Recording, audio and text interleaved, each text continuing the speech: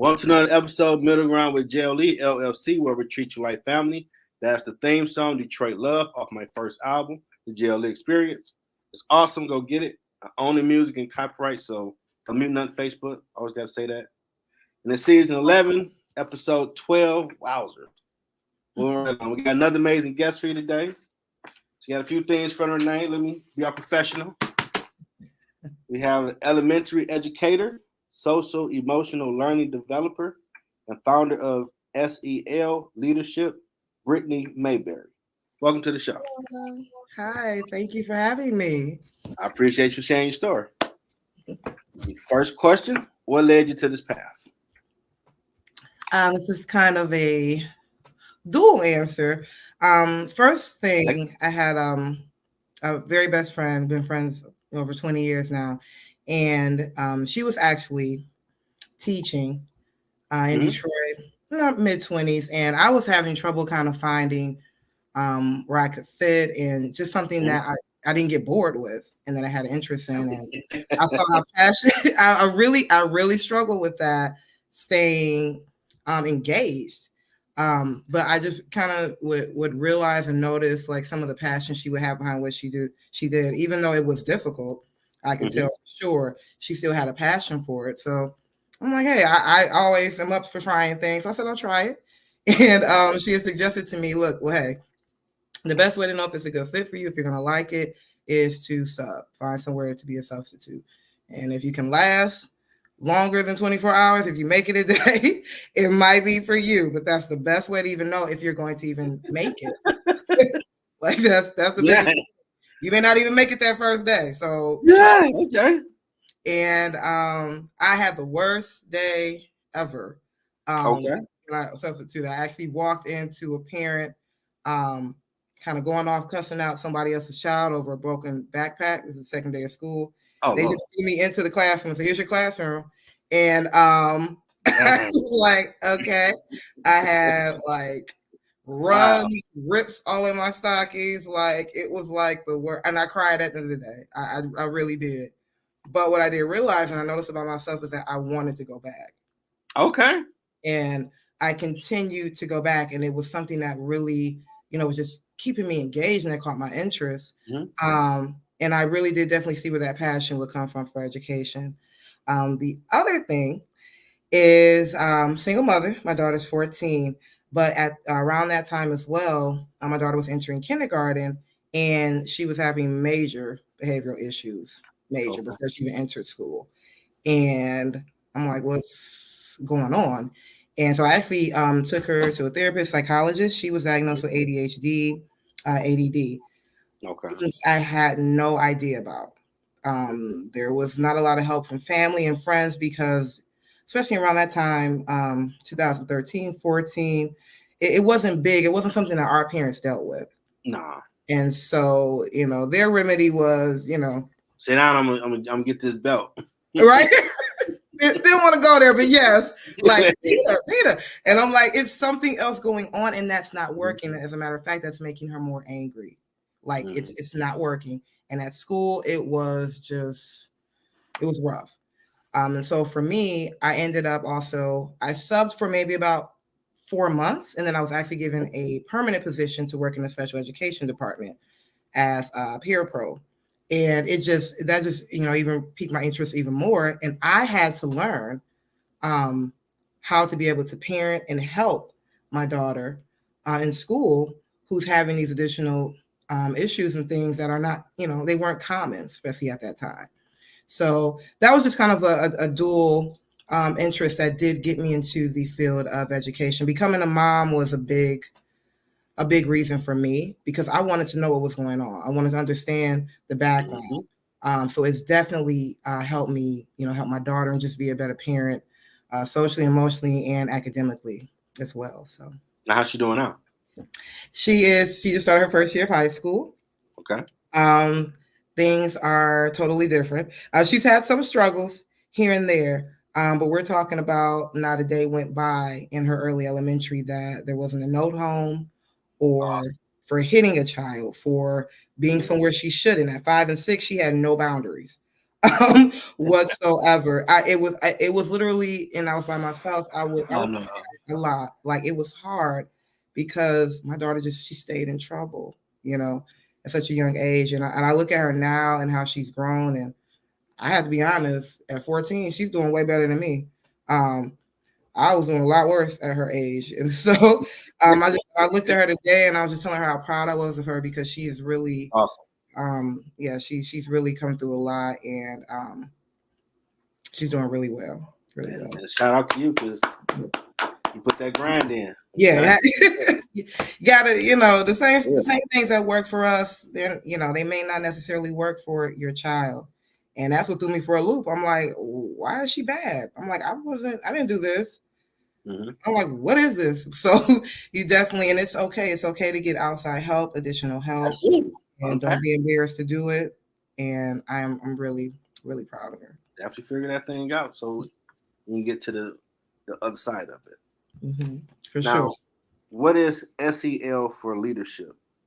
So SEL for leadership, the SEL stands for social emotional learning.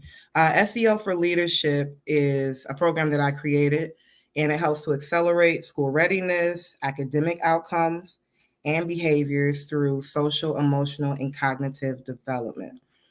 So our mission, I believe that academic and social outcomes are better achieved through a community approach. And so what I've done thus far, I'm building a program now, and I'm reaching out to different vendors to look to, promote and use my program with their students or with the group. It's typically best for ages or grades, I would say 2 through 5.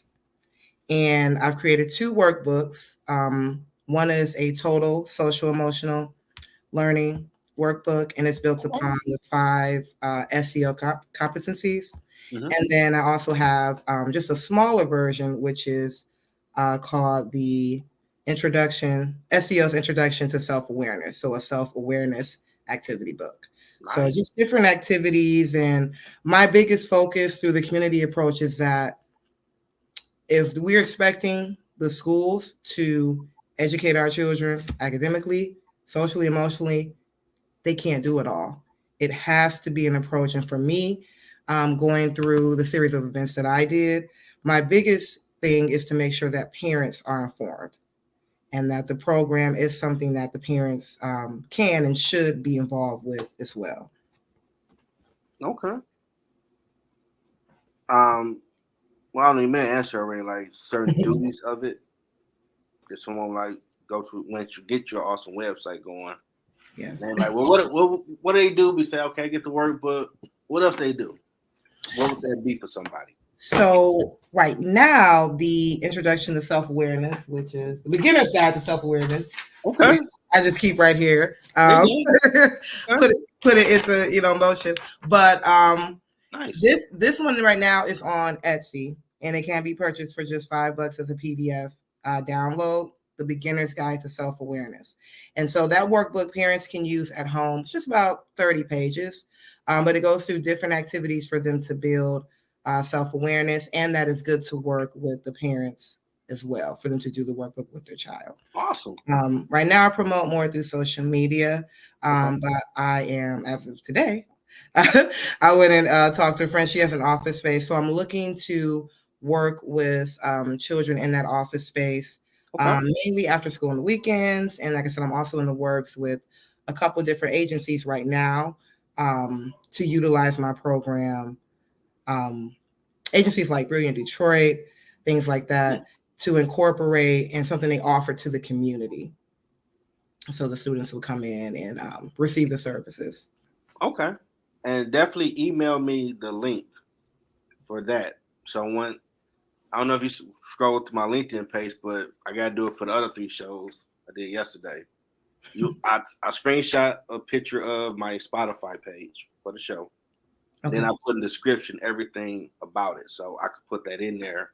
When they look at it, they can click from all the information I tag you on it. For sure. Right. Will do. Awesome. So, well, you already said you want to help your daughter with the elementary. Took care of that question. And we talked about this one already. So, I guess next question be, where do you see it being in like 2 years from now? 2 years from now, I see it being a national company. I see school districts and charter schools, private schools using it as a part of their curriculum. Many states have SEL. It's a part of the standards. So teachers have to teach it within the classroom. Okay. Michigan, where we're from, is not one of those states. However, there are many schools, they require that. And there are some different SEL curriculums and things like that out here. But I think mine's is set apart a little bit because it was made, first of all, by an educator. And it was definitely built upon some of my personal experiences for myself and my daughter. So I definitely see it being used in schools and districts nationwide at different programs. For Michigan, it's not in our standards. However, it's something that we do look at in like our improvement or school improvement plans is how well a child feels cared for or loved. So even if it's not a necessity for the curriculum, it is still something that many schools are struggling with to make the children feel great about themselves and feel like they're in a good environment. So I see it being a nationwide program, a curriculum that's being sold and workbooks everywhere. I also haven't found an illustrator yet, so maybe this might help. But I also have created a children's book as well called My Friend Paula, and it's about a young girl about 8 years old and a girl of color, and she's going her visits with her therapist. So she calls her friend, but she is a friend to her, and she is her therapist that the young girl goes to for help. So I see my children's books as well. Okay. Being nationwide, being global, and then the biggest thing is that I just want social emotional learning to become a household item, and the understanding will be that it is a necessity, just like academics. So you could be that catalyst to make it a part of Michigan schools. That's part of my goal. Yes, sir. It needs to be. I think it would definitely help. Yeah. Now, what has been the outcome from people that have used it so far? So it's still in a so I have a couple different companies looking to start it with their groups. I've mainly used it with my students personally. So I usually do a pre-test and a post-test to see any changes. Mainly about being self-aware and how you feel about yourself. And so the feedback that I've gotten from my students is that they feel loved. They feel like they understand themselves a bit more. So the feedback that I've gotten so far is that there has been an increase in self-love, self-awareness, social skills as well. And my biggest thing is that social emotional learning and academics go hand to hand. So that does also improve their literacy, their understanding, and provides growth academically. That's another key point of SEL for leadership, since it's Educator created, is that it is also set to build reading and writing fundamental skills as well. Now, where were there self-love parameters prior to doing it? Prior to that, like I said, especially with Michigan schools, that is a struggle. I work for DPSCD, so Detroit Public Schools, and so we actually do surveys with our children or within the school, and that is one of the main questions is for school culture. And with that, not just with DPSCD, but I know schools in Detroit in general, that feeling of being loved and cared for, loving yourself, those numbers have been a little lower than we would like. And so for your class, before you gave me your system, where were they at per se? Real low. So there was there was a lot of, I would say there's a lot of fighting. There were a lot of arguments. Those numbers were pretty low. With this class that I have now, I actually came in November of last year. So I came in the middle of the year, And I walked into a setting where the students had, I believe, maybe 2 or 3 teachers. This is just November. Oh, wow. Where I came in as a permanent. And one of their main concerns was, are you leaving too? Are you going to stay? And I definitely think that's when I kind of really went into building SEL for leadership, that there was definitely an improvement with how they feel about themselves, understanding that they are important and valued and loved. So I saw an increase, especially with my class from last year, and how they conducted themselves and carried on, and just feeling like they're in a more loved environment. I'm not just your teacher. Part of my job is to nurture you, and I do care. So I saw an increase definitely. One of the main things that's happening, it was happening before, so let me make that clear. Because a lot of talk is about, all of these behaviors and things came about post-pandemic. They were already there. And they were at an all-time high. And perhaps, I know the pandemic wasn't a blessing for anyone, but I think we needed a reset in many areas. So just since the pandemic, classroom disruptions and student misconduct has increased 56%.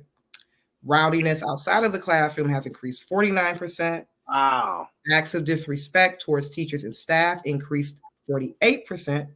And prohibited use of electronics increased 42%. So that is one of the main things with my program, is I'm trying to reduce these numbers. Right now, I don't have exact numbers, still crunching those and still doing some research. So parents ain't working alongside, because I know a lot of people complaining that I didn't realize my kid don't sit down, they don't listen.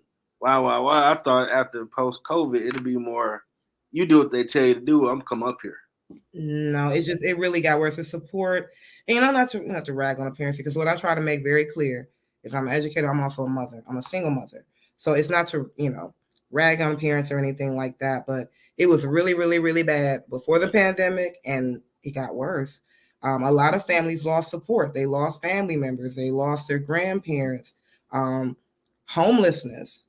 Our children are dealing with a lot walking into that building, carrying those things in there with them. The support it's not there. And a lot of parents, I just had this discussion with the young lady earlier. A lot of the parents feel it's the school's job. No, I didn't teach my child how to write. School teach them. No, I don't teach them, maybe right from wrong or how to problem solve. The schools will teach them. Like, actually, no. That would be cool, but we have to work together. Whatever we set in place at the schools, we need you to reinforce at home, and vice versa. But we can't do it alone. So it's definitely increased challenges in the classroom, and just a level of death and some of the things that children have experienced. That grief is. I haven't heard about homelessness. That's new. It's a lot. You may not know. You may even have to pry or ask. A lot of babies are their families are in shelters, cars. I've even had a couple instances. It's rough, and they're walking the building, and we're like, sit down, do work, and they have the world on their shoulders. World on their shoulders. So yeah, but y'all are superheroes, because y'all wear many hats. Yes. It's a lot more than just it's not ABCs and 1, 2, 3s anymore. It's way beyond those basics. But you kind of need to go in there and make sure the kids feel something positive, be in a good environment. So have some teachers, counselors. It might sound weird, but hell, custodians. Anytime I custodian, everybody just get the garbage and like, oh Lord, everybody. Okay? I had like, oh snap. No, everybody. I want to leave like that. So I'm praying about it, want to talk about it, because I'm trying to get the garbage, but I want to leave like that. You can't, like, we are all in there, and it is funny you said that. The custodians, everybody. I remember this last school year, we have a young girl, who's one of our custodians, and her daughter's actually in my class now, in my second class, which I really like having her. She's really sweet. But I remember it was something going on with an older student, 7th, 8th grade, and they were in the restroom. The girl was on the phone with her mother. Oh, I'm about to do this. I'm about to do that. What she was about to do to this other girl, and the custodian was in there cleaning.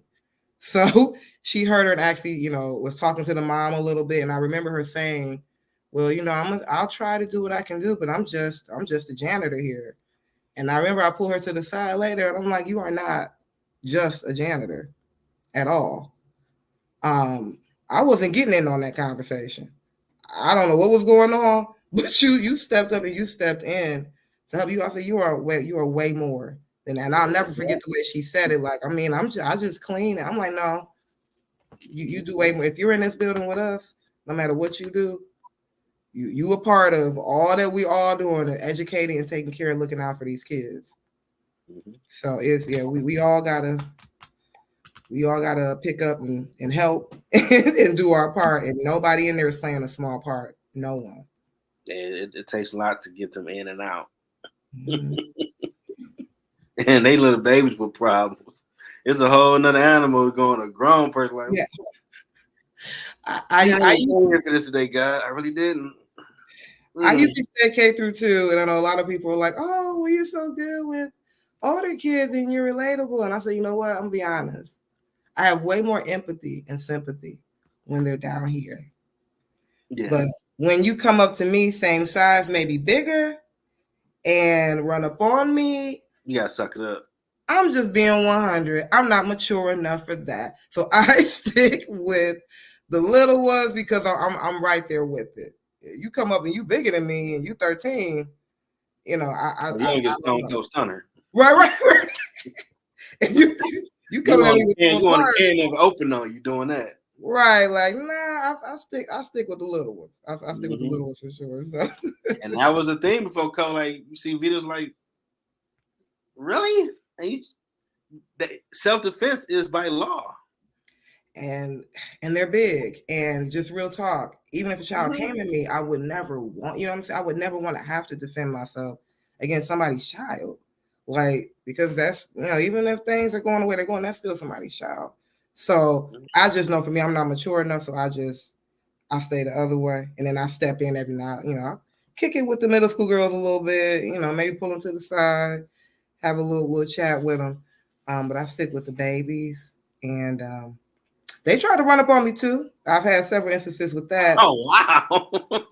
I've been called out of my name several times by a 7, 8-year-old. Wow. I was like, whoa.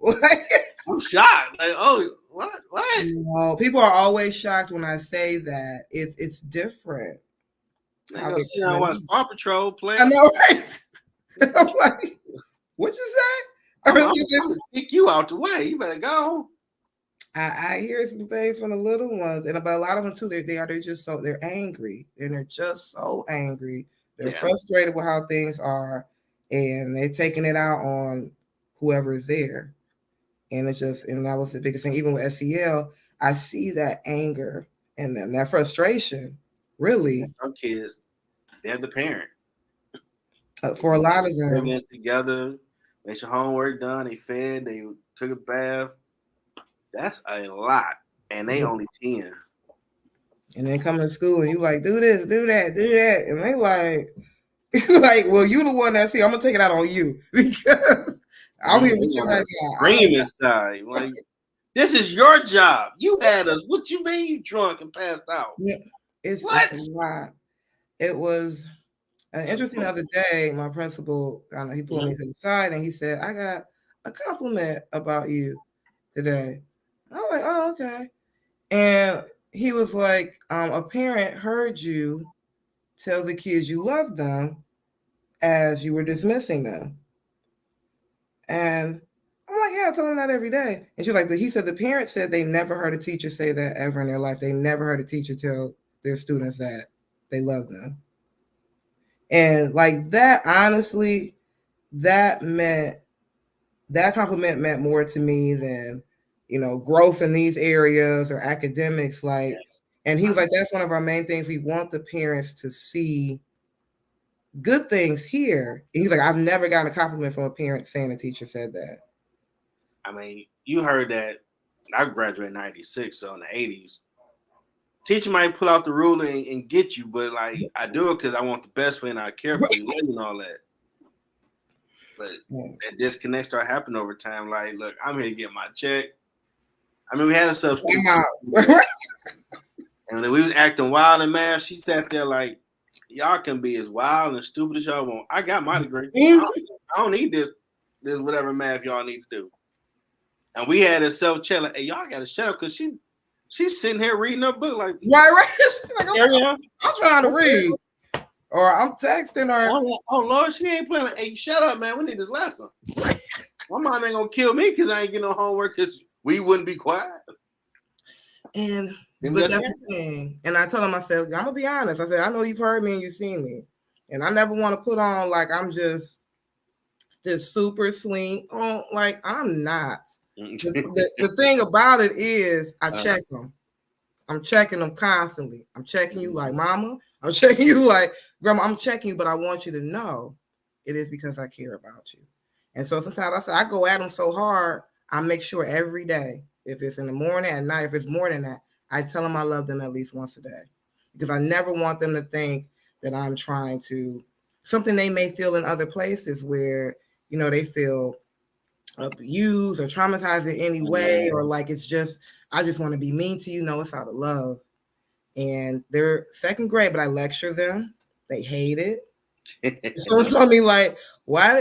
Like, it's no point in talking to them like that. They're kids. They don't understand. I say, yes, they do. I see, that's the issue. We underestimate children. They hear me, and they actually remember that stuff. And they remember it.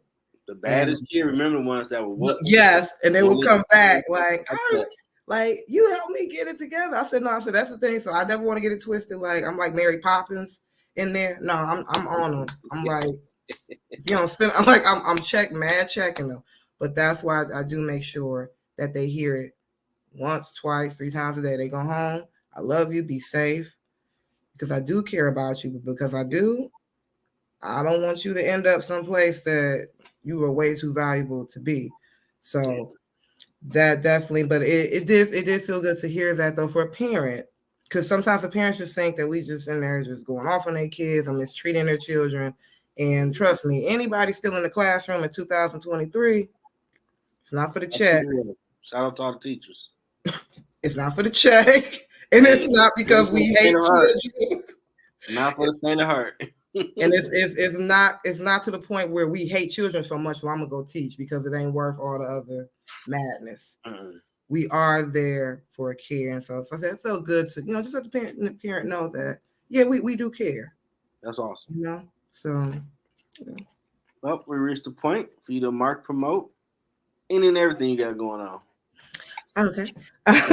So a couple of things that I've started so far. The Beginner's Guide to Self-Awareness. So SEL Leadership presents. Tried to get, this is just a little cover that I use because everything is PDF and can be printed on its own. So, but something that I know if you see it, you can bring it back.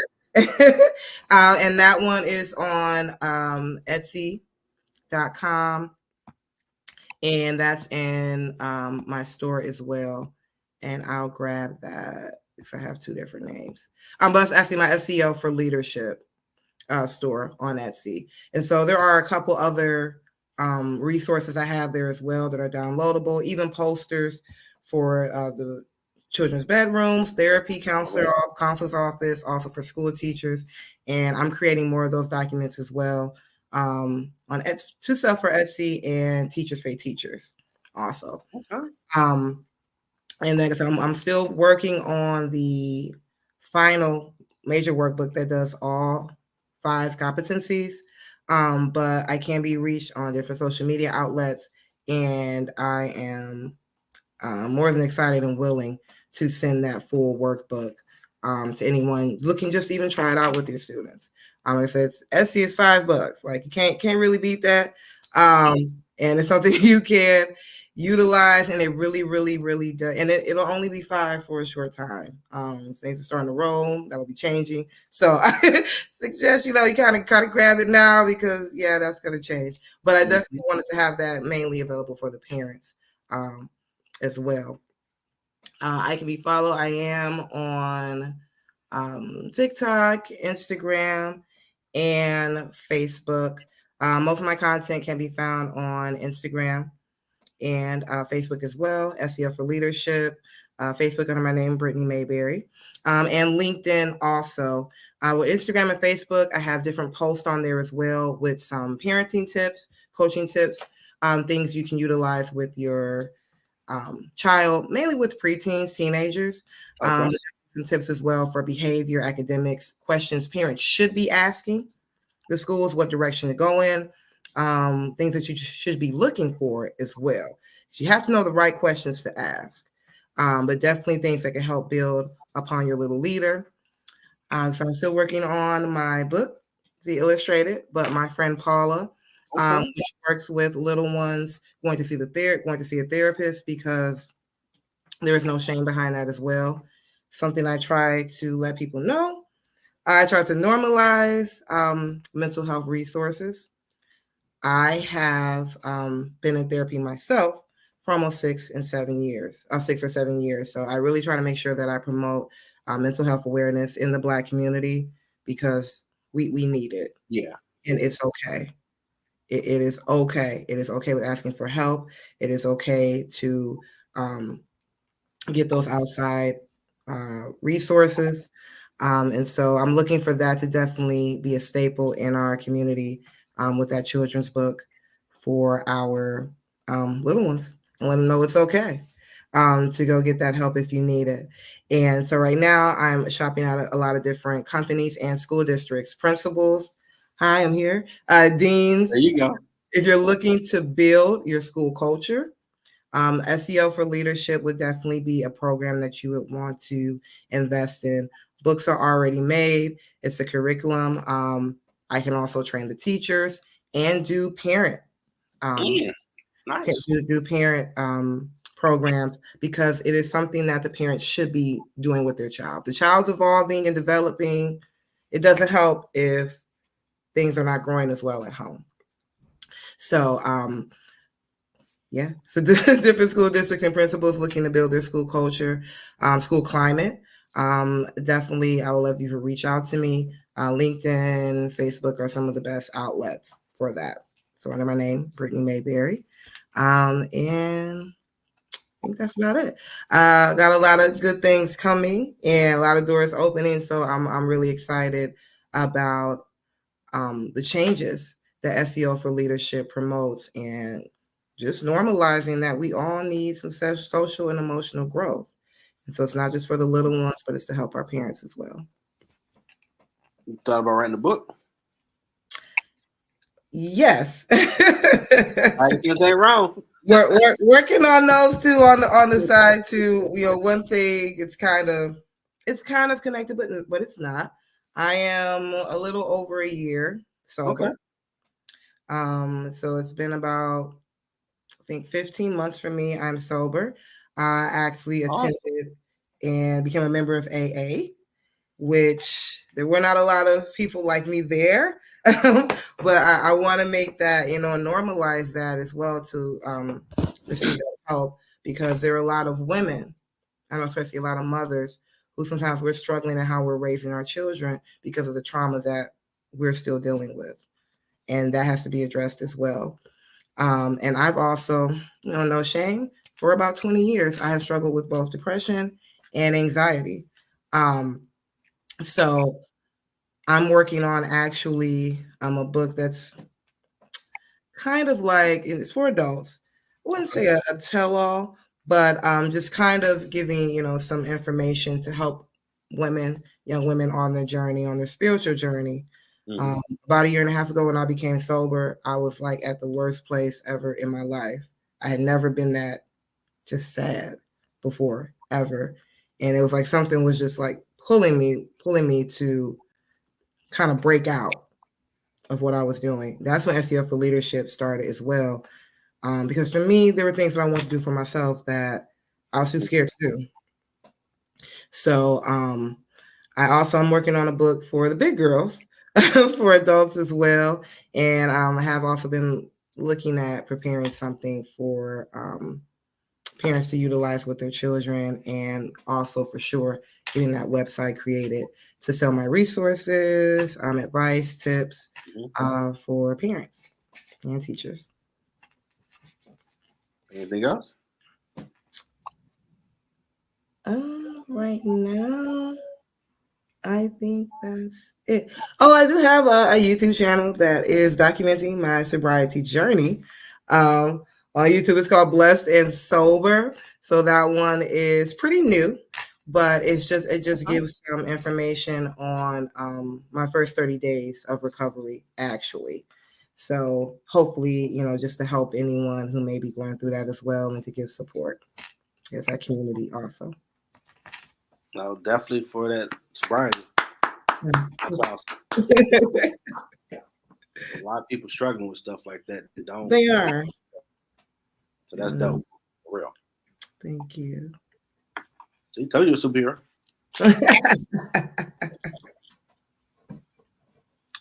What has been your biggest challenge on your journey?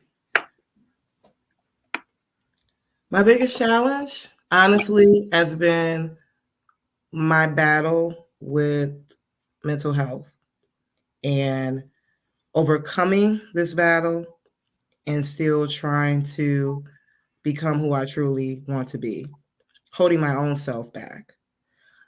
So I would say for me, just the biggest challenge that I have is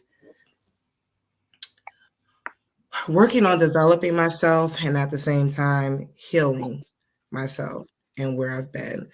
That is the ultimate struggle. There's all these things out here on gratitude and positivity and read this and say this to yourself 5 times a day. And, oh, you're too negative. That's for people who are actually struggling with mental health, it's not just about saying a mantra every morning and all that will go away. It doesn't work like that. You are literally in a space where you may have to have medication or treatment. And so my biggest battle was just really overcoming the place that I was in and no longer being afraid to become who I believe God put me here to be. And so just kind of battling with my mind, who I was telling myself who I was supposed to be, who my mind was saying that, oh, you can't do that. Oh, this is not going to work. No one's going to care. No one's going to utilize that. The only battle that I've had with my mind has been a major struggle. And it is difficult, but it is definitely worth it to seek additional help if you need it. And even if you do take some time off for yourself, there's about a year that I disappeared this past year. Oh. People didn't. Mm-hmm.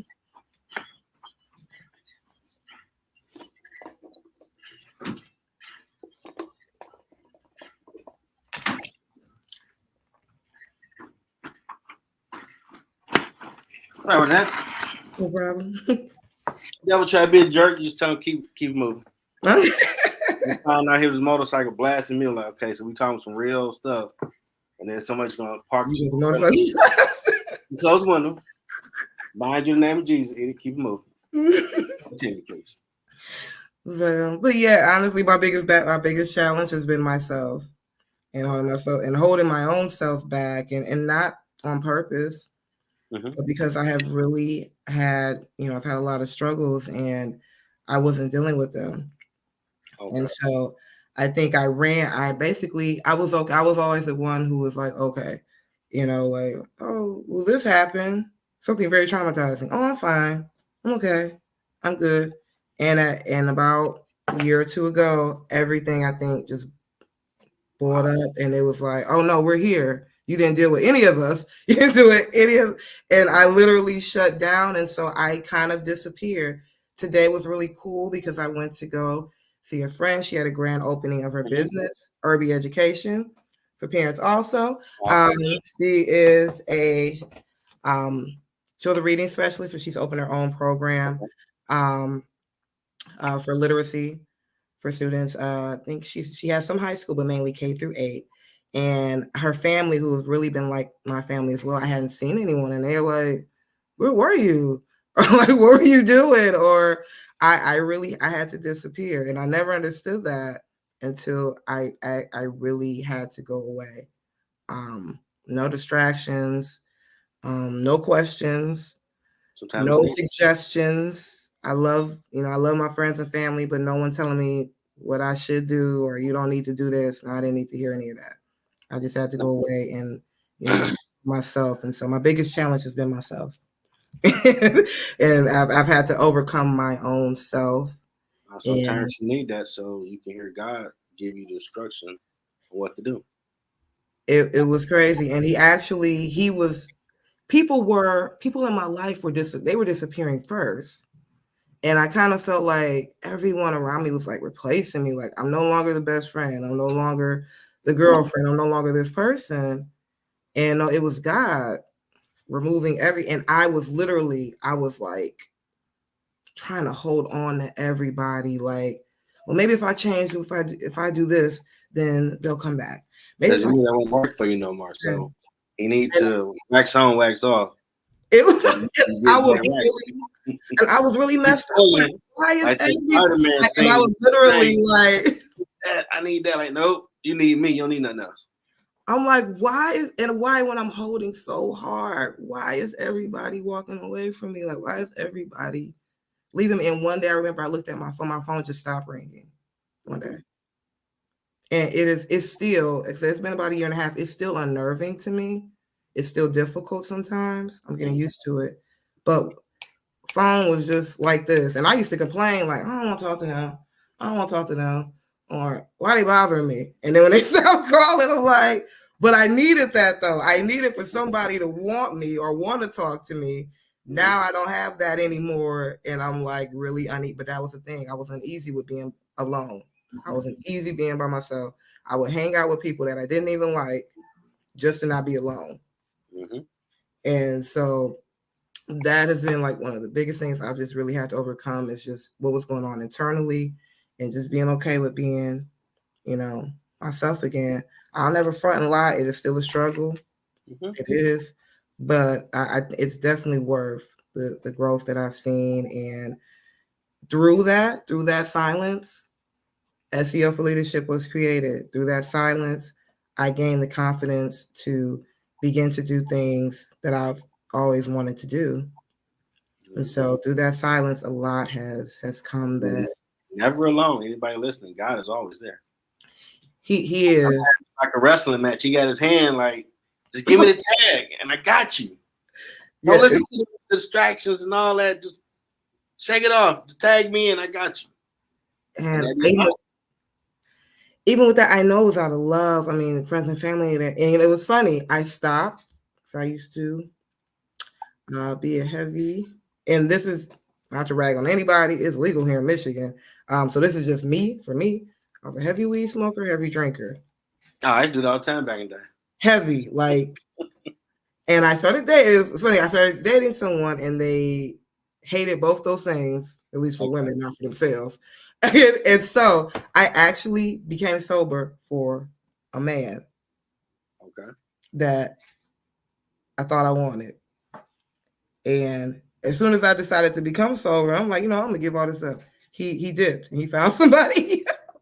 And it was like the biggest, like, that's when I kind of broke down. I'm like, this is like trippy. But God used him as a vessel. God used started on, you need to put this away. God, and he knew my motivation. he knew God how you work. And he said, "Oh, where you at, man?" Right.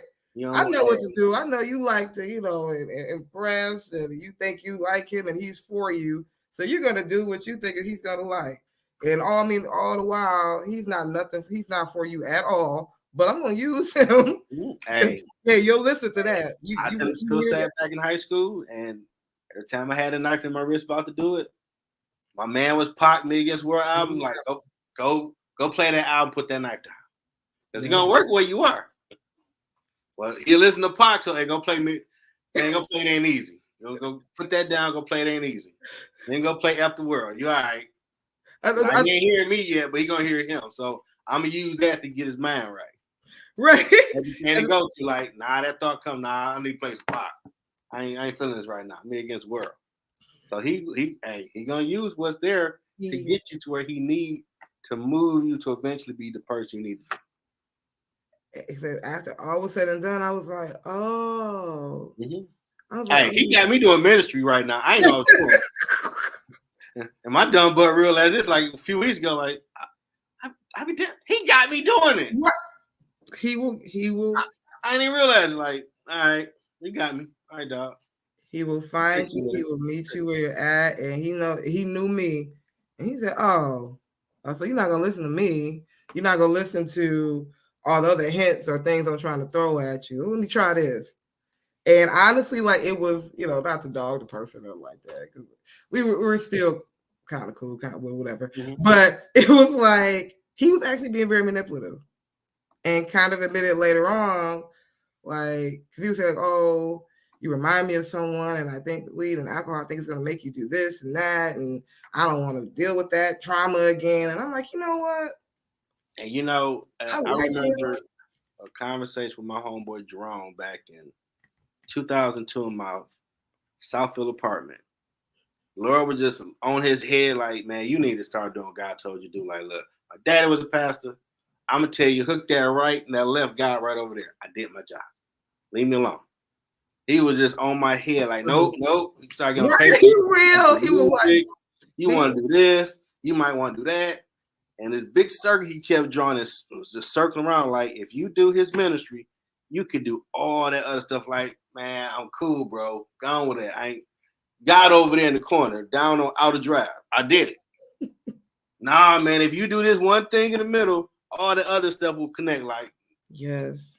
Go Finkel and Myers, bro. God right over there. See, I'm doing it. But all that you talking and all the different stuff I've done now, books, all connected to doing this. Some people find their purpose, which my dumb butt didn't realize his ministry. He told me 20 years ago, like, yeah, you just do that one thing. Humble yourself like Vince Mantel, Stone Cold. Do business. And then branch out like, nah, man, I ain't with that. And here it is now, like, wow. And I really want to fill in that conversation. And that's the thing. Got me doing ministry like a mother on Fridays and Saturdays. What the hell? And I talk, I try to put this on people. If I said, well, overall, look at this. What I can say is, I'm 38 years old. Being in your late 30s, unmarried, friends are kind of doing their own thing, not really dating. You have a lot of little extra time on your hands. So you can at least think of it this way. You are going to think of some things that you never would have thought of if you were out over here, if you were at this spot, if you were here, if you were there. So even if you want to just think of it as you want to make the God connection or not, that let me just go be quiet for a minute to build my creativity. You will be amazed at the things that you can come up with and create. And when you buy your doggone self, you right on time. When you alone, like you. I was at Wayne State for 20-some years, changed my degree 3 times, dropped out for 5 years, graduated 2020 during the pandemic. And I look at it now, all that is for what I need to be doing this. So it don't matter if you get your degree in 4 years, whatever you're trying to work on, or you 65, 70, you right on time where he needs you to be. Mm-hmm. You might need that mentality for what's next. But you can't see it at the time, like, man, everybody passed me by, blah, blah. No, just keep it turtle, fight Bugs Bunny, just run your race. Because God already know, like, I need them to get right there, and it's gonna take off for him. He or she ain't ready right here. They too stupid, they too mature, blah, blah, blah. But over there, yeah, they're gonna be ready. Whatever that time period is for you. And I definitely had that because I love it because I always want to move with the movers and shakers, but it's been difficult for me with the people in my life. I see them going places and doing things, and I'm like, I feel like I'm just still here. And you still gonna do it. You just doing it on a bigger level. And I said, I think my calling is different. I'm gonna be honest. I'm gonna be real. Kids, that's gonna open more doors because everybody love the kids. Right. And I'll be 100. I've been in education. Like a real jerk not to want to partner with something. You got the opportunity, and that's a good tax write-off. Oh, you don't love the kids for real? 100. First of all, and like I said, for me, I know. And another reason I got into and I made sure teaching just worked for me. I was a single mom. I had a little kid, and she's out for summer. She's out 2 weeks for Christmas. I couldn't work the typical and normal 9 to 5. It just made sense for me to become a teacher to align with my child. And I've been in education 9 years, but now, she's in high school. She's getting older. In 4 years, she'll be an adult. And I think for me, as I'm seeing doors open, this is the time for me to start branching out. I know I won't be in the classroom another 10 years. It's just not happening. It's not happening. I'm going to do what I do. And I'm I'm gonna do what I do, and I'm gonna use all of this. And first of all of this that I've experienced and seen, it's led me here. So no regrets about it. Like if I hadn't experienced and been in the classroom and the impact on certain children I know I've made, I would never be at this point. So I feel it's just leading me up to my transition out, and it'll be time for me. So yeah, even just me having to wait, it seems like a little longer. To me, it seemed like a little longer. It was about timing. And what would you have done with a young child and you still have to be there for your child. So it's all about timing, and everything is working together and connecting for your good. You have no idea where you're going or maybe going. Just last week, I'll be honest, it was Saturday night. My daughter was with a friend. I'm like, it's 7:00. I'm bored. I'm lonely. Like I went to God. I literally, I'm like, why have you forsaken me? Like, why can't I have I'm feeling like Jesus on the cross, and I'm just alone on a Saturday night. But this is just a week ago. I'm like, why is my life like this? But all of those things, but Saturday night I got an idea for something new to create also. And so these times. And what I do want to, just say for anybody is that these times, even when you're going through a transition, you're trying to better yourself, it will get lonely. It will get very lonely. And it may seem like it's taking a while also. But things are working together. They are working for you. Yeah. So everybody ain't meant to go on your journey with you sometimes. You're the only one that see it. You got to walk it out. I think sometimes people leave that part off. So I just want to be real. Oh, it's bad. It's bad. Don't anybody tell you even being sober is like, oh, it's so easy. And, all these people out here in these motivational videos, and you need to grind and disappear for a month and disappear for 6 months, a year, and wake up at 5 a.m. And it is not just, you're not just floating on a cloud. It is difficult. It is. It's a grind. It's a process. It's hard, but it is definitely worth it. And the biggest thing is to have some support.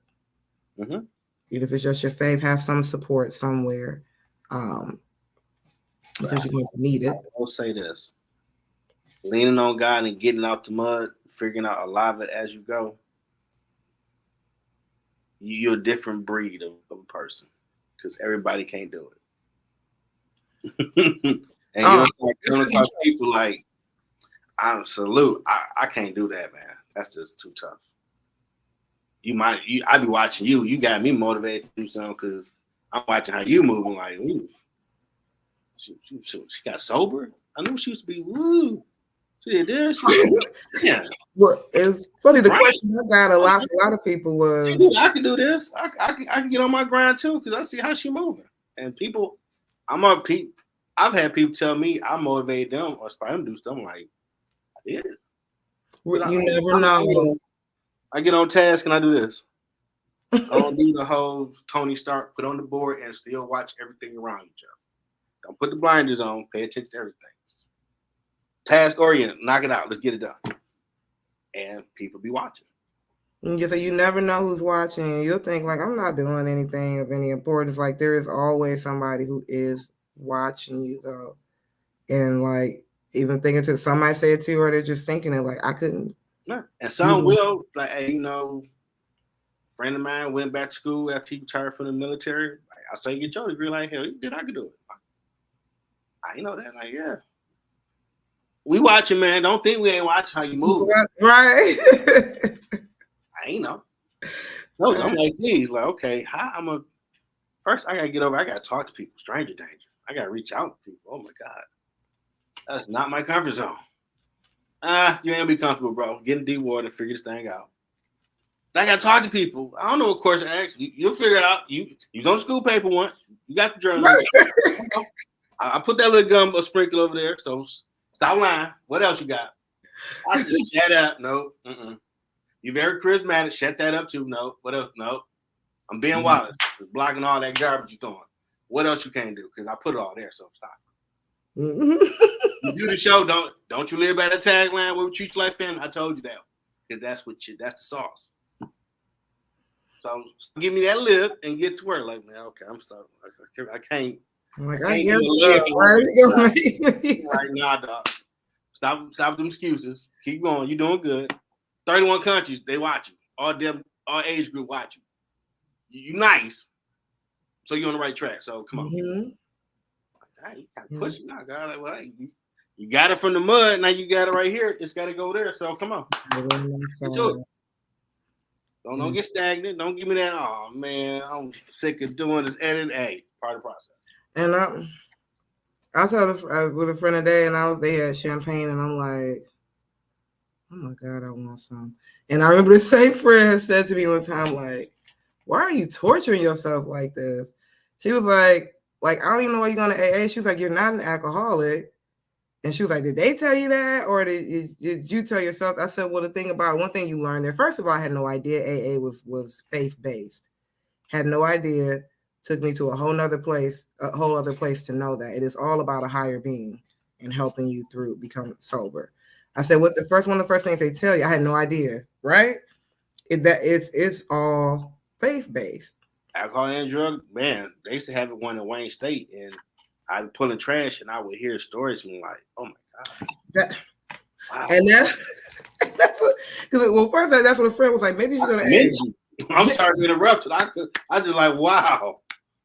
That blew my socks off what I heard for 5 minutes. Like, dang, that's your story?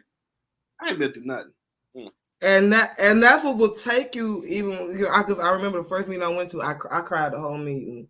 And somebody, a friend of mine who had went to AA, they were like, try it, just see. Because you're in a bad place. You're in a bad place. And I was actually withdrawing. I had been smoking weed for 15 years. I had been drinking for almost 20 years. I was withdrawing. And, people joke like, oh, you got to go to rehab for weed. Let me tell you something. When you want it, like when you're smoking it all day, every day like that, and whatever they putting in it now, because I don't know what was going on with that either. I thought it was a joke. My doctor actually suggested, like, I think you should stop or slow down, but you may want to go to outpatient. I said, for weed? I'm like, you're crazy. No, I was withdrawing, and it was bad. It was bad, like shakes, sweating, like my brain was somewhere, like it really was bad. And I did it. I wouldn't recommend anyone to do it cold turkey the way I did, because I don't think that was healthy or safe, but I did, and I'm okay. But I even had a doctor say you shouldn't do it like that, but I was hard hit. But so I went to AA, and I remember I was crying the whole meeting, and I'm sitting there listening to people who were kidnapped and who were, tricked into taking crack cocaine, and they were automatically addicted and being beat, adults being beat and raped. And I'm just sitting here like, and I'm crying over nothing really. Like, I've been through something, but I'm sitting here like, oh. My dad died at 12, feeling like my own. Ain't nothing. Nope. That story is horrible. Right. One story, I was like, I couldn't believe it. I just really couldn't believe it. I had to go read the Bible after that. Like, I got to sit down for a minute because, oh my God, what they've been through. Damn. That's terrible. I'm like, if he can smile, because he's just happy to be past that. Like, come on. Like, it's okay. It's okay for you to be sad. First of all, it's okay. If you are feeling bad, go through that process. I'm like, and that's what they say. That's why you need to go to meetings, because if you're feeling sorry for yourself, you won't be when you leave, once you hear somebody else's testimony and what they're dealing with. So But like a friend today, I want to put in a thing too. I mean, put that. Make sure I find it. Put it in there too. So if one need, they got their resource. Okay. Like my friend today was like, well, she was like, oh, you still not drinking? She was like, okay. But I was sitting there like, I'm a grown woman. It's a glass of champagne. Why not? And I remember when I first, did this, I said, well, look, I said, they tell you in AA, you decide. It's not about if you have 50 drinks a day or 2. It's the impact that it has on you. Mm-hmm. I said, yeah, I wasn't crazy with it, but those 2 substances mixed together, they weren't doing me any good. Not up or down.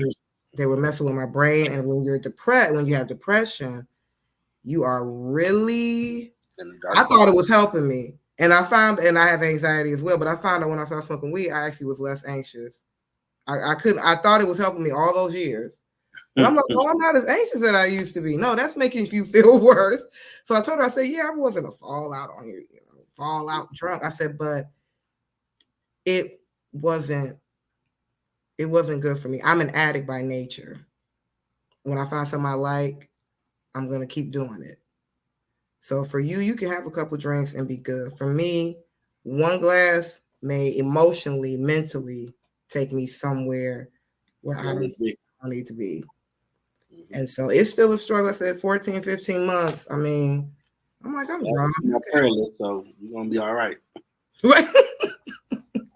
Real talk. Thank you. So yeah, it is. Fun. And that angel come through with that dust roll elbow. That's that person sent through like, nope, shut up, leave her alone. She's gonna drink some water, be hyped. And enough, I had me a little bottle of water, and there was someone else there who wasn't drinking, so we kind of hooked up and got together. But it is. I won't front like, oh, it's just so easy. No, 16 months later, I'm looking like, man, I want some Henny. But when I take 2 more seconds and think about maybe the last time I drank, or like how sad I was, or like what place it don't work. It didn't work for me. Her daughter watches, so whatever part of your story she know, that's gonna give her strength through her journey in life. Like what mom been through, what she got through. I got this. It was really funny. Like when I first started getting sober, maybe like a few months in, it was a Saturday, and my daughter came in. She was like, "Why you don't go nowhere no more?" And I know she was just asking, but I'm like, "But low key though, you were always out." And like, to the point where your 13-year-old child notices that now you're at home, where you probably should have been a little more. And I was like, why'd you ask me that? She was like, it just seems like you're always here now. And I'm like, well, I could be. I'm your mother. But yeah, I was out, I was here, I was dating, I was, and I'm like, she was like, I guess she feels sorry. And she was like, where your friends at? And I'm like, I don't know. I said, that's the thing. I don't know. So, but it was a Saturday night, and I did not Saturdays. I wouldn't be home. But I probably should have been a little more. Probably could have been a little more. Learning process. So yeah, that. You are now. You're doing phenomenal. Thank you. For real. I done heard some war story. Oh my God. What? You still standing? Right. Salute. And that goes to show too that your kids are watching. Mm-hmm. She like, why are you home on a Saturday? And I'm like, I don't want you to think that's life. Just clubbing and just every weekend, just mama in the streets. So, so they are. A lot of people probably started getting PTSD because that was the escape before COVID. And you locked in the house, can't go nowhere. So you got to deal with them things that you ain't unpacking. Mm-hmm. And for a lot of people started to really look at themselves like, oh, I ain't realized. Right. Yeah. And you're like, oh, I didn't know. I started learning that years ago that, hey, I'm paying all this money for an apartment. This is my back cave. Yeah. I don't mind going out, but I'm going to have peace here. Wherever I go, it's going to be peaceful. My environment will bend to my will, not the other way around. So if I'm going to go to this club, it's going to be peaceful while I'm here. And I ain't go to hell after I leave. But as long as I'm in here, it's going to be peaceful. Like, I believe in mustard seed. Wherever I go, my Secret Service angels, hey, chill that out. Jeff up in the house. Yeah. Oh, hey, okay. That's real praying, dude. All right. Yep, chill out. He gonna leave in a little while. All right, go back to wilding out. Go ahead. But as long as he here, he gonna be comfortable. And so I'll tell her do no war again. I don't want no problem. That's your saying. I mean, that is your place of peace. That's your only place of sanctuary. Like, if your home is not peaceful, then I tell anybody, I pray every building I walk in when I'm at work, wherever I go, it's gonna be peaceful. I don't care what happened before I got there. As long as I'm in that boy, we're gonna be chill. Now when I leave, we can go back to hell. I don't care. Right, do what you do. I'm in this boy. Stop. There we go. Do what I need to do. I need to feel peaceful. Right. For real. For sure. Now, in your words, what has been your impact in the community? My impact in the community, I think, would definitely be garnering and adding a growth mindset. Dual purpose again, definitely, number one for the children, helping them garner that self-love within themselves, giving them that confidence that you are able to do this, you can do this. And I don't know who else cares for you or if they do or don't, but I do. And there's somebody you can see every day that does care for you. And I'm a little old school, I know. I'm really just not okay with society right now and like what children are exposed to, what they're seeing. Everybody's angry, everybody's mad. Like it's not working. Now, like only reason I have social media is because of my business. No balance. Like I'm like a dinosaur. I don't post, I don't go for likes. I mean, unless they're business minded. And so one of the things I try to do is bring back find a balance, because old school wasn't perfect either. But find that balance between we was off the hook without no tech. Right. We had Facebook in '95. They were like, yeah, what did you do? Like, yeah, I was out there. I was getting it. Yeah. And that's what I say. I said, let me chill out a little bit. I said, because I didn't have that. What would I have done though? If I was 14, 15 with the social media, maybe I'd be doing some of the same things they're doing. We just didn't have that opportunity. So we can't say that, oh, we did it. We don't know what we would have did if that would have been, in our hands. I did want to be a CIA agent a long time ago. So I would research them. Like, okay, they can't. I want everybody to know everything I'm doing. But anyway. And the thing, I'm private. Like I don't know if we did have like MySpace, okay, around that time. Planet. We had Black Planet. Black Planet, right? And I said, yeah, I got a little risque with Black Planet, I guess. I said, but not all the stuff they're doing now. And so one of the things I really try to make an impact with my little ones that I work with is, giving them a little bit of an old school feel, taking away some of that technology, teaching them social skills, how to build relationships, problem solve, doing those things instead of being here. Some people say I'm extra, even if there's some game my kids play. I don't know. I was telling someone today, skip and do toilets. I don't know, something very weird. When I looked it up, it's very weird looking. And so have you heard of it? It's really weird. I don't know. But so I have a thing now where, I give my kids dojo points. It's like an app. But I take off a point if they're doing like playing an inappropriate game or something that is accepted in society or normal. I try to let them know it's not really. And that's not what we do here. So I try to definitely give them some motherly love and help that to help build for our future, because what people don't understand, even if you're not a teacher, it would be in your best bet to spend some time and sacrifice a little, work with children. Because the thing is, in 10, 15 years, they're going to be out here. They're going to be running the streets. 20 years, they're making the decisions. Yeah. We're going to be at homes. We're going to be in wheelchairs. They're voting. They're going to be making decisions for our lives. I remember my nephew I helped raise, who was murdered a year ago. He used to hang around with me and my friends. And I was always cognizant that whatever we talking about, pause. Don't you ever woo woo. You do it the right way. Don't listen to that crap or that crap. All y'all's been a parent that's right. I'm your third parent, so you do it the right way. Don't listen to this crap. Don't do it. And don't do the dumb stuff I did. You be better than us. Man, Unc, you always tripping like, yeah, I'm always going to be tripping. So you hear these conversations, further Jesus. But you're going to hear, and don't you do none of that bull crap. You do it the right way. You know how you raise. Quit playing. They're like, Jeff, you all tripping. Like, no, because I want him to know the right way. Don't tell him like, oh, well, whatever it was, just so glamorous. Nah. Man, I got sick. I did this. This the consequence. Woo, woo. So don't do that. You do it all the time. Like, no. You're gonna know both sides of it. So don't think just out here wilding is cool. No, it's not. It's consequences. It's not. You throw up, you drink too much. Smoke too much. Exactly. Get paranoid. Start hearing stuff. No. You're gonna hear all of it, good, bad, and different, so you can make a better choice. And I think if we do that with the youth, that knowledge can still get passed to them of don't do it. Because I didn't have my dad when I was 12, but council elders, I call them, gave me life game. Anybody want to hear, no matter where I was in life, someone tell me their story and how they should have played it.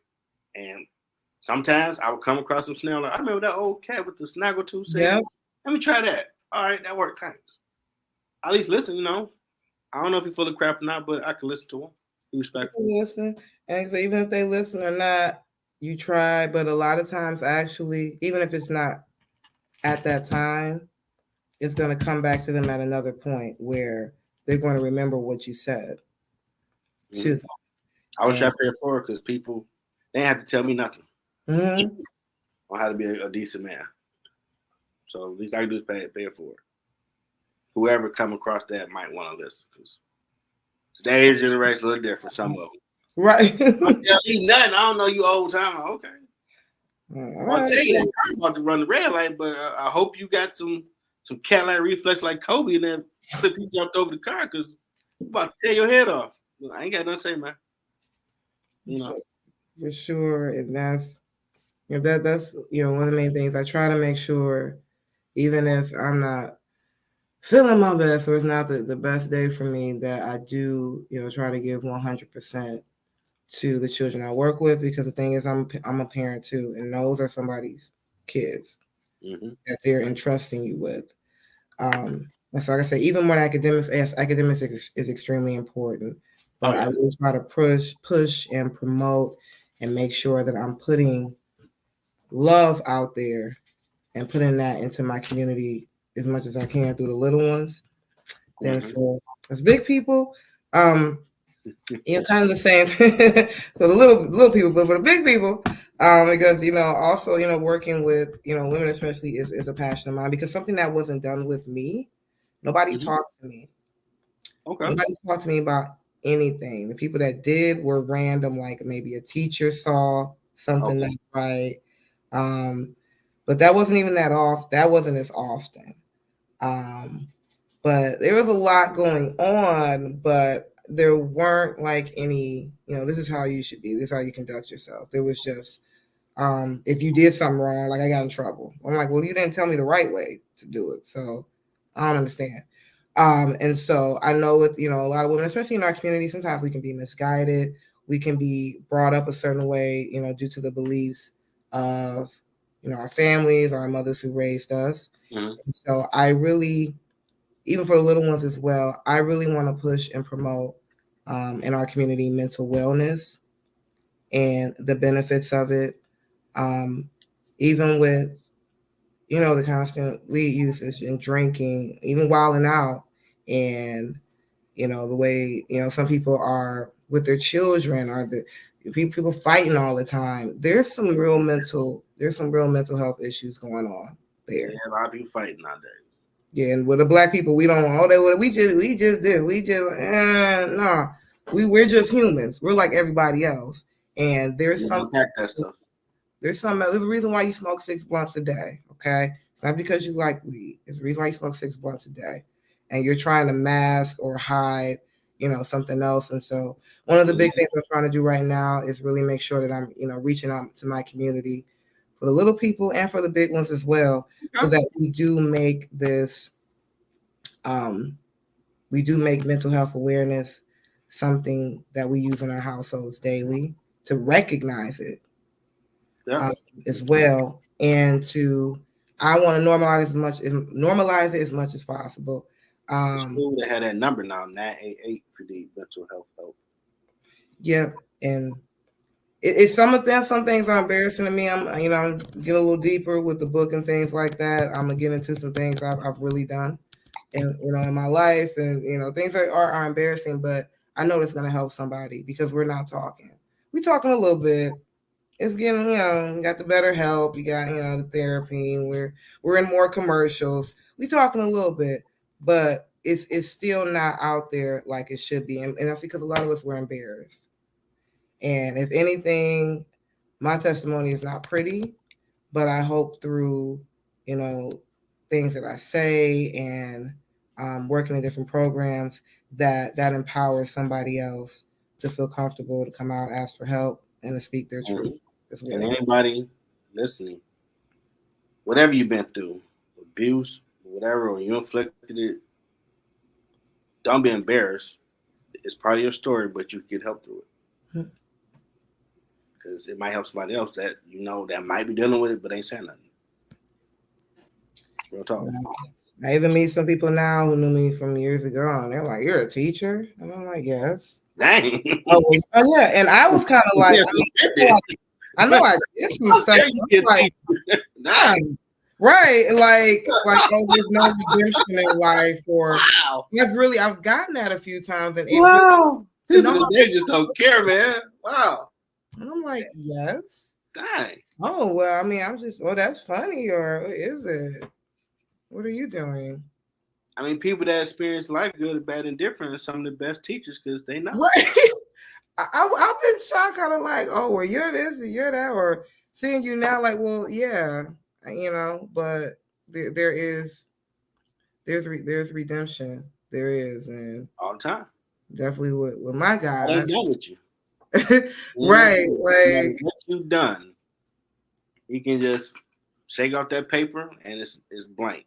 It's clean slate.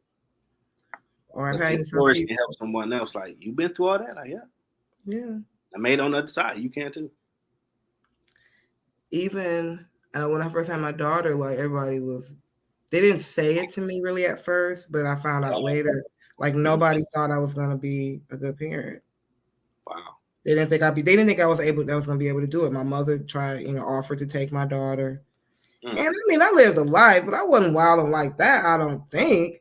But, people look at us now, and like, my mom said, a year ago, she's in Alabama. My daughter stayed with her for a couple months.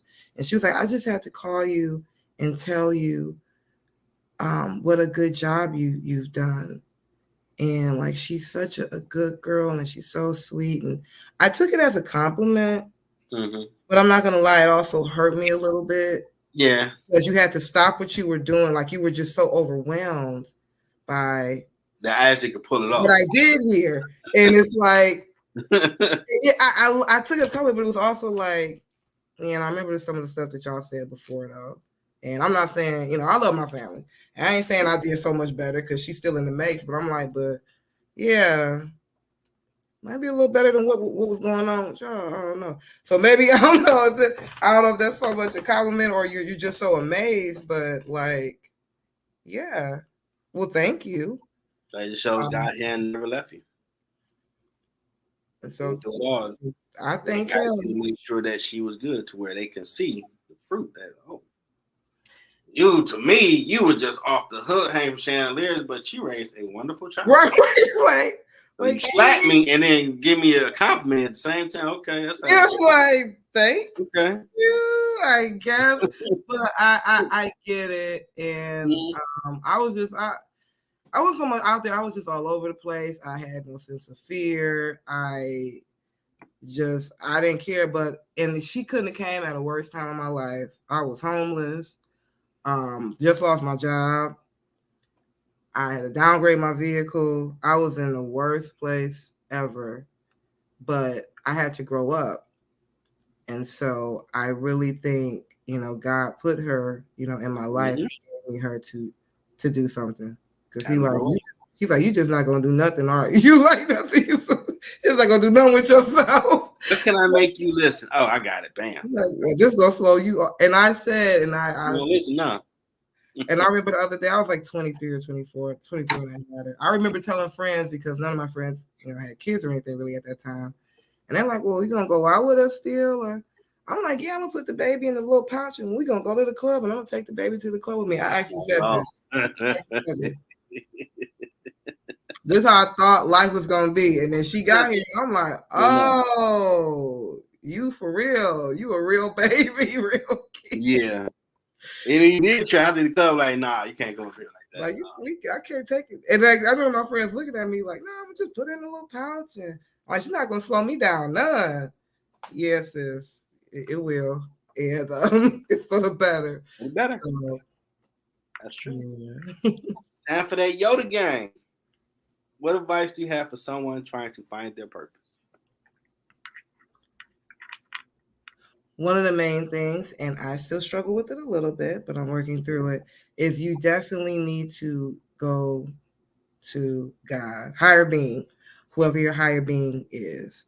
If that works better for you through meditation, through praying, but sometimes you have to ask for a vision, because you can't. A lot of times it's very difficult to find your purpose. It may always be in you, but you don't know what direction you're supposed to go in with that. And so definitely pray about it, meditate, go to your higher being. For me personally, I believe that, whatever your purpose is, it should be something that is to glorify God and his word. And that can be through anything, being an author, being a musician, being a teacher, being an athlete. Make sure that it comes back full circle to your main focus to be to promote and glorify a higher being. Because with that, it is very difficult to go wrong, because you're giving that glory to him, and that's always going to satisfy you in some way. Also, for a period of time, you're going to have to turn off the distractions. You're going to have to put yourself in a place that it's just you and your higher being. Friends and family, their suggestions are great. And sometimes, God puts people into your life to say certain things to you. But there are times also when that can become overwhelming as well. And so sometimes you need to cut out all those extra suggestions and, again, go to your higher being about that and cut off other distractions for your life. Social media, Instagram, stop scrolling, stop looking at what somebody else is doing, what somebody else wants. One of my biggest issues is that I've been so busy following what somebody else was doing. I didn't know what I wanted, or more so, I was afraid to be who I was supposed to be. So it just was easier for me to, well, she's doing this, I'll do that. Even with teaching, my friends teaching, I try teaching. Oh, she's doing this, I like this. But never for a real moment did I was afraid of doing what I really wanted to do. Deep down, 100%, and everything else I'm doing is going to lead me to what I feel my main purpose is, and that's to be an entertainer. Again, through those things, still glorifying God, but through different outlets. But I always felt like, oh, I'm not good enough. Like, why would you think you were going to do that? Who are you? Who's going to watch you?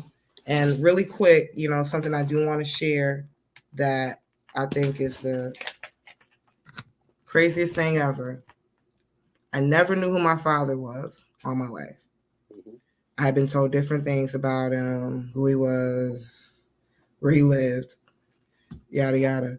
And then at about, I think 20, I stopped asking about him because I knew I wasn't getting the truth. 26 or 27, I asked my mother about him again. And the first words out of her mouth were, when Rod died. And I said, who is Rod? Because I was told his name was something else. She said, your father.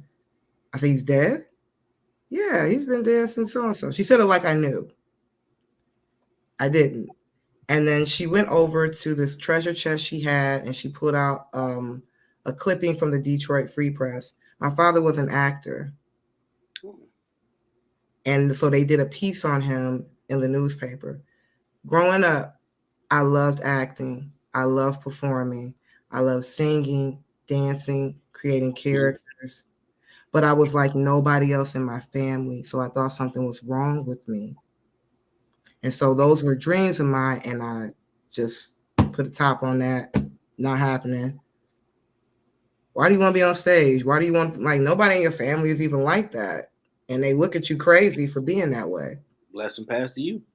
27 years later, I found out it was in me. But I spent 27 years of my life not being who I was probably called to be because I felt it wasn't supposed to be that way. Tripping. A lot of people dealing with that, unfortunately. And that was crazy to me. I mean, like, I used to love it, and I'm like, why are you thinking like this? Like, you're crazy. Like, you're not nobody. You're not supposed to be on nobody's stage. And nobody is like, I wanted to do stuff. Nobody is promoting you to do that. I want to try this, go to acting class, and like, they're like, no, or we can't do it right now. Okay, for whatever reason. And I found out maybe too, for me, it probably hurt my mother because she saw so much of me, so much of him in me. I think they tried to kind of suppress it a little bit. Not in a terrible way. That's just a lot of what our Black people kind of go through, with that trauma and things. I don't think my mother meant any harm, but it was like trying to be suppressed. Yeah, we're not quick to say, you want to be a painter? Oh, man, let's look up what type of paint you might want to paint. Let's see, you can do it this way. Man, you from Dexter. What you talking about being a painter? Right here. Oh, yeah, you're right. I ain't going to do it. And they just killed your dream because they ragging on, but they want to be a poet. But they ragging on your thing because they can't conceive even trying to figure out how to be a poet. And it was so crazy to me because I was a kid, and I remember, of course, I was so annoying.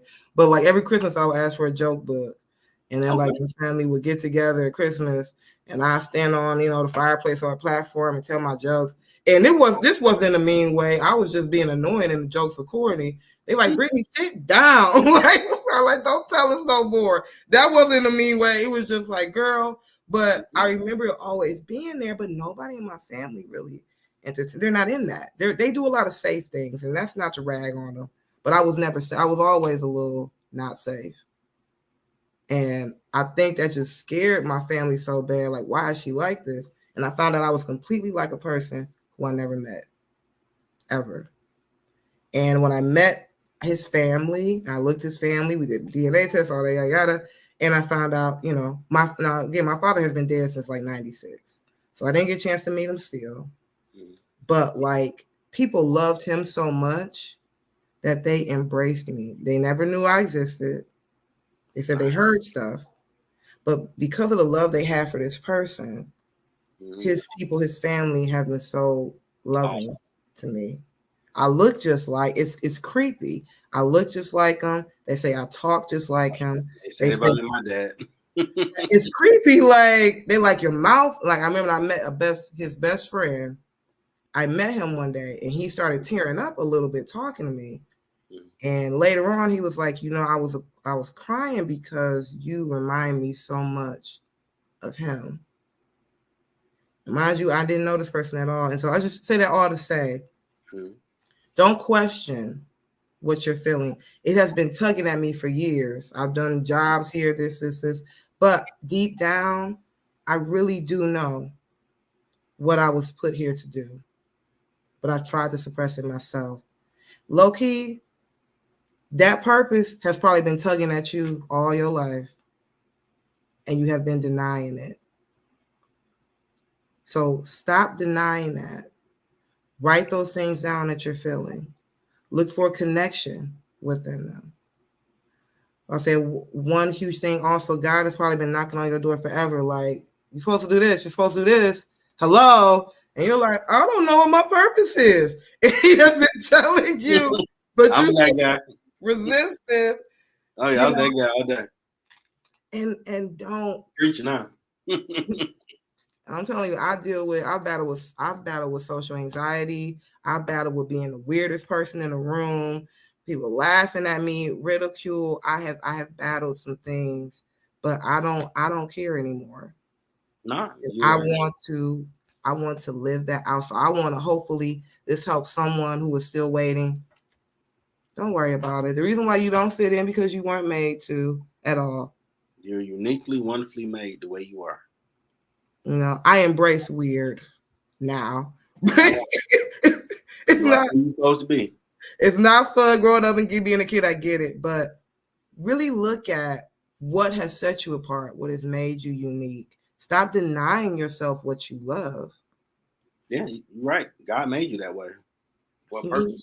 he made you that way for a purpose and for a reason. Some people say to me, I think I'm a little funny.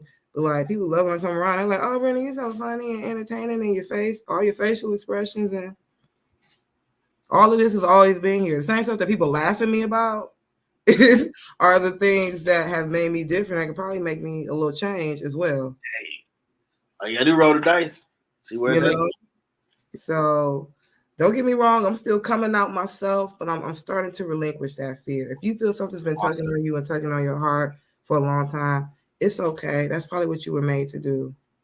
And now is the time for you to come out and enjoy life, enjoy you. I've been suppressing who I was my whole life.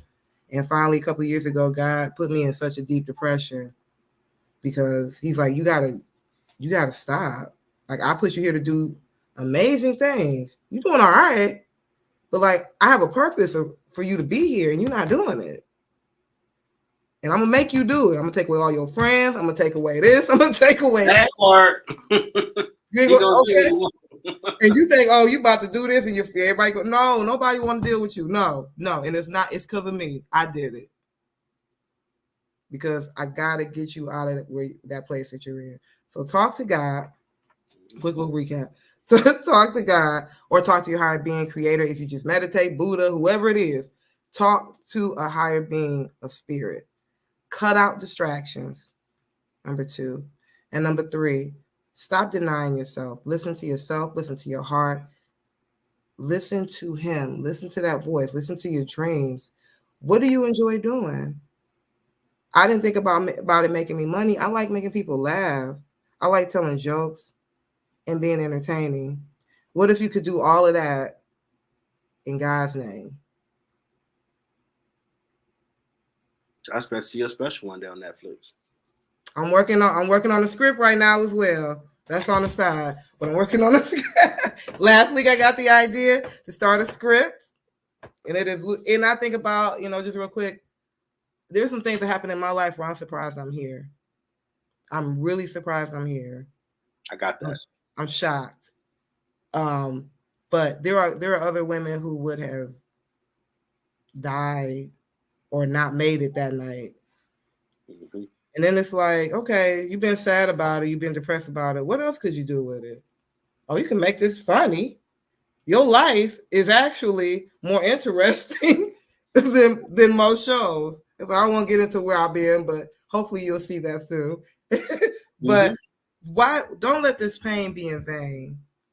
Use it to help somebody else. So another one, real great book. This is a side point. But it's a book, What Happened. I think it's What Happened to Me. It's by Dr. Bruce Perry and Oprah Winfrey. Awesome book about trauma. And Oprah talks about some really interesting things, and just I don't know if we always know what she grew up in and the trauma that she grew up in.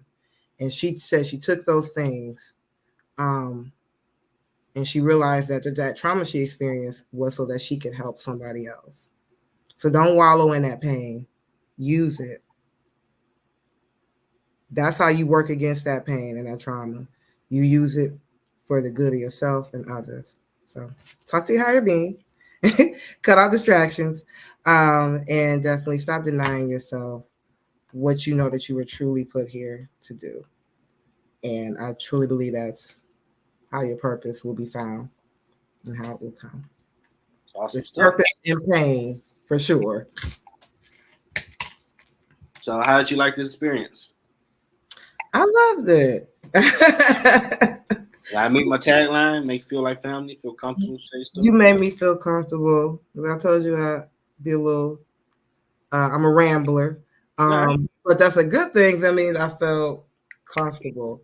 So this was definitely cool, and you definitely made me feel comfortable for sure. Always welcome back. Got something coming up you want to talk about? For sure, I loved it. That's on my. You go to my YouTube channel. I have a social conversation show now. I moved to Friday nights called Ground Floor. Cover all types of topics. Okay. You want to be a panelist on there? You're more than welcome. I think for sure I'm gonna check it out. Which one? Which one is? That's one called Ground Floor. On my YouTube channel, you click on live. Everyone that say Journey of, that's the interview show. Then you're gonna see the Sports Lounge. That's the sports show. Ground Floor, that's the panel show. So I started a topic last season about your trauma that you've been through. Probably do another episode on it this season. For sure. So what y'all talking about the Lions on your sports show? Yeah, my teammate, she got some wild takes. That's Friday at 9:30. You gotta check it out. That's what the party go down. I'm like, okay. I hope they gonna do something. I think last week was a fluke. Yeah, they just have a good record this year. I'm gonna try to go to a tailgate. I'll get more active, but definitely, I got an 8:00 interview on Friday. At 9:30, that's the party. Y'all notice sports bring out the party. Yes. They gotta take. Then 11:30, we smooth it out with the ground floor talking about whatever social topic. Then on Saturdays, I just got the 7:00 interview. So I'll probably get back to going to the studio again. And a little free time because now I got to chop up faux shows, put the reels out and all that good stuff. You must have some downtime. You have to. I try to make it Sunday, but now, okay, we at least got 2 days. So, I'm working this weekend, but I make it work. So I ain't got to do no more weekends for the year except Black Friday. I'm done with overtime for the year. Whew. Good.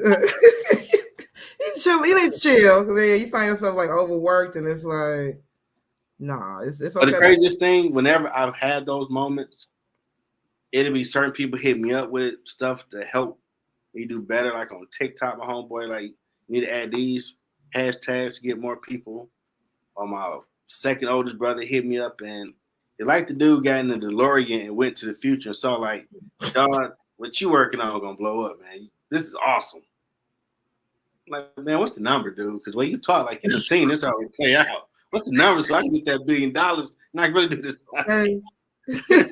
But it'll re-energize, like, hey, this the grind. Just keep going because you're gonna get there. You're gonna have your own radio broadcasting, building, everything God wants you to do, you're gonna be doing.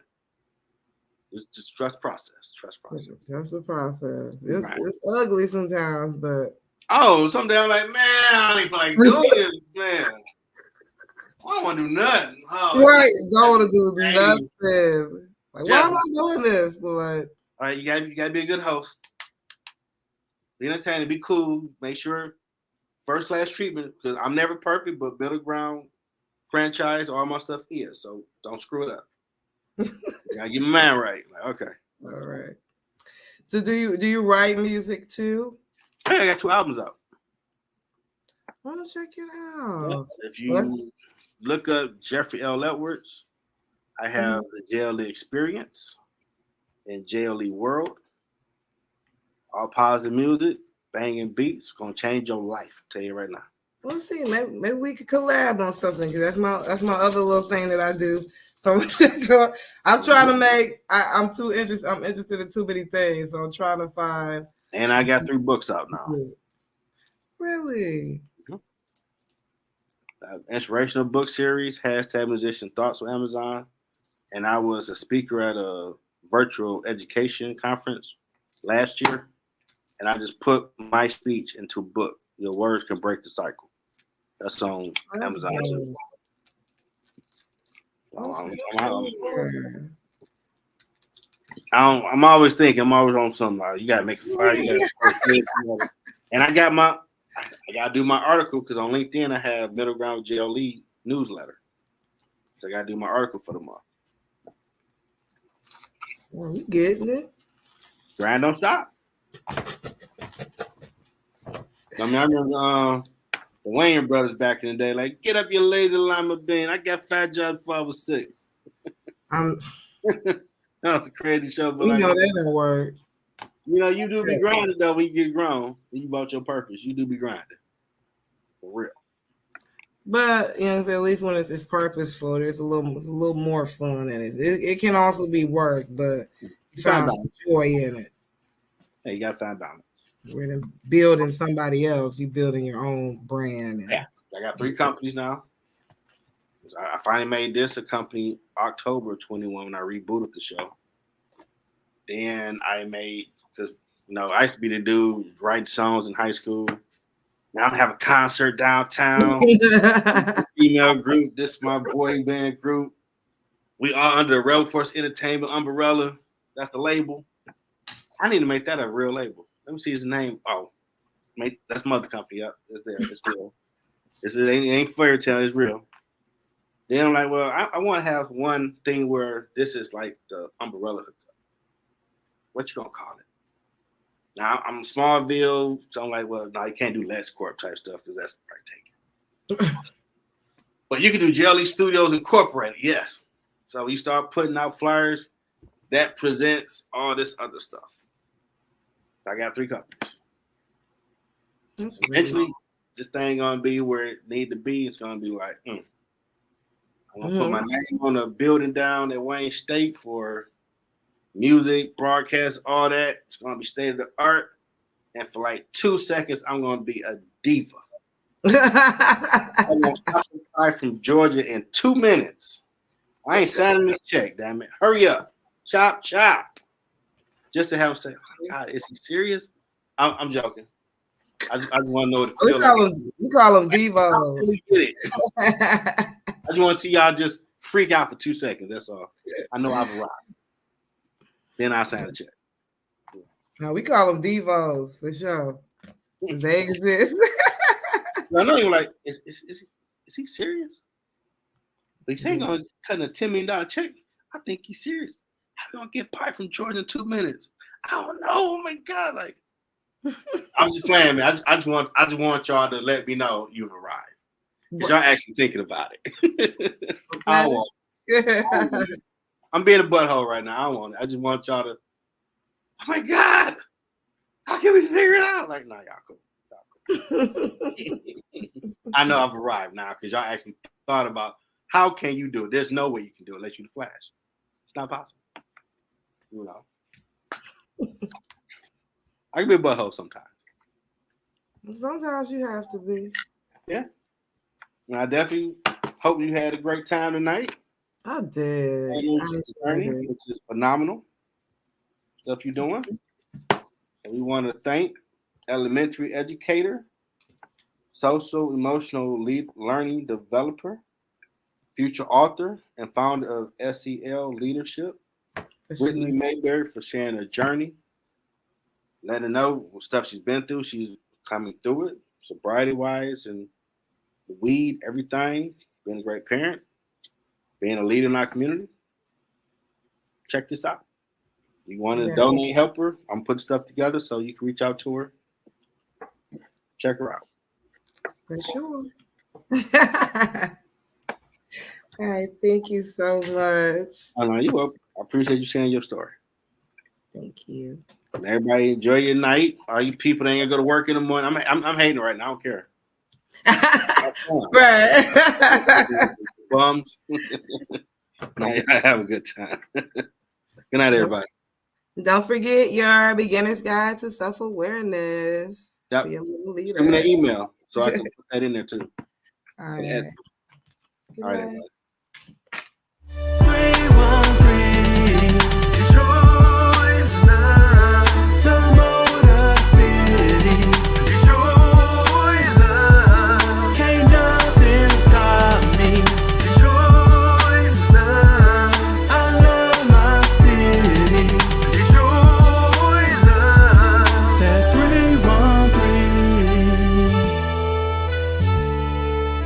Detroit raised Detroit.